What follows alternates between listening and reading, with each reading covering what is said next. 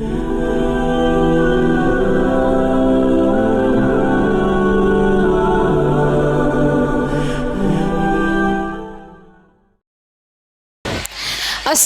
علیکم ورحمۃ اللہ وبرکاتہ۔ الحمدللہ۔ حضرت محترم مہمانان اکرام، عزیز سامعین و سامعات، آج اس سالانہ انجمن میں میرے تقریر کا عنوان ہے خبر آخرت کی پہلی منزل۔ انسان کی سزا، آخرت کا آغاز اس کے موت سے ہوتا ہے اور موت کے بعد سزا کی پہلی منزل خبر ہے۔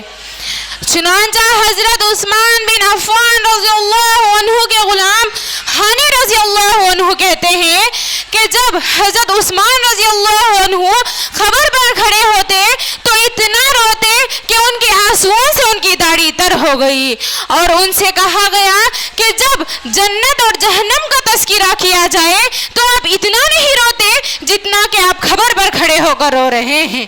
تو انہوں نے کہا کہ میں نے نبی کریم صلی اللہ علیہ وسلم کو یہ کہتے ہوئے سنا کہ بے شک خبر آخرت کی منزلوں میں سے پہلی منزل ہے، اگر انسان اس میں نجات پا گیا تو اس کی بعد کی منزلیں اسے بہت آسان ہوں گی، اور اگر انسان اس میں نجات نہ پا سکا تو اس کی بعد کی منزلیں اسے بہت سخت ہوں گی۔ میری دینی بہنوں، اللہ کے رسول صلی اللہ علیہ وسلم اور سلف صالحین خبر اور عذاب خبر کو یاد کر بہت رویا کرتے تھے۔ حضرت براء رضی اللہ عنہ کہتے ہیں کہ ہم نبی کریم صلی اللہ علیہ وسلم کے ساتھ ایک جنازے میں تھے، تو نبی کریم صلی اللہ علیہ وسلم خبر کے کنارے بیٹھ کر اتنا روتے کہ ان کے آنسوؤں سے زمین تر ہو گئی، اور آپ صلی اللہ علیہ وسلم نے فرمایا یا اخوانی لمثل ھذا فعدوا، اے میرے بھائی اس دن کی اور اس طرح کی جگہ کی تیاری کرو۔ میری دینی بہنوں، حضرت عمر رضی اللہ عنہ خبر اور قرآن کو یاد کر بہت رویا کرتے تھے، اتنا روتے کہ ان کے چہرے پہ تو سیاہ لکیریں پڑ گئی۔ حضرت امام مالک بن دینار کے مطابق آتا ہے کہ آپ نے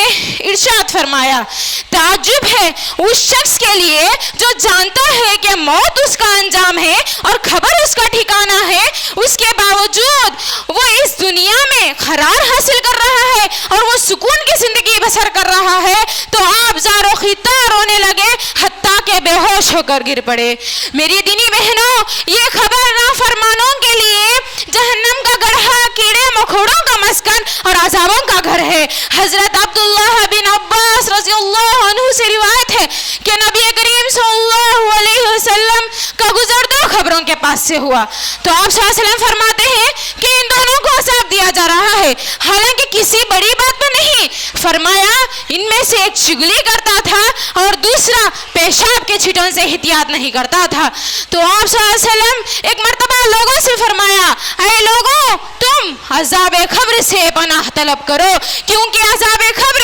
برحق ہے، اور اللہ کے رسول صلی اللہ علیہ وسلم خود عذاب قبر سے پناہ طلب کرتے تھے۔ اللہ کے رسول صلی اللہ علیہ وسلم یہ دعا کرتے تھے اللہم انی اعوذ بک من عذاب القبر، اے اللہ میں عذاب قبر سے تیری پناہ میں آتا ہوں۔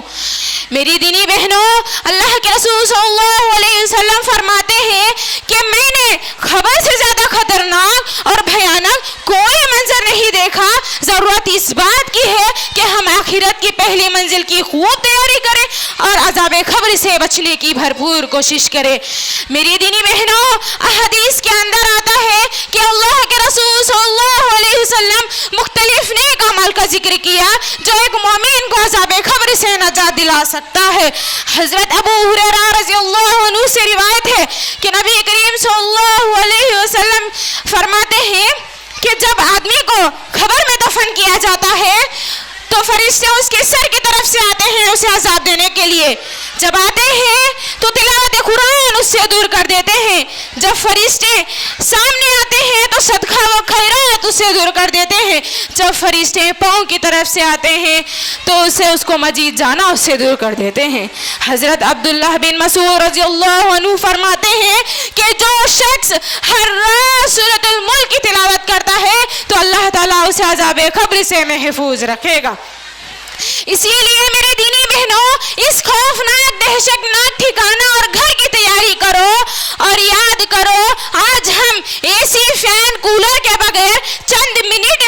رہ سکتے جب کہ یہ قبر میں ساری آرام دہ چیزیں نہیں ہوں گی، اس وقت کیسے رہیں گے اور تکلیفوں کو کیسا برداشت کریں گے۔ آخر میں دعا ہے کہ اللہ تعالی ہم تمام کو عمل صالح کی توفیق عطا فرمائے اور عذاب قبر سے محفوظ رکھے، آمین۔ وآخر الدعوانا ان الحمد للہ رب العالمین، والسلام علیکم ورحمۃ اللہ وبرکاتہ۔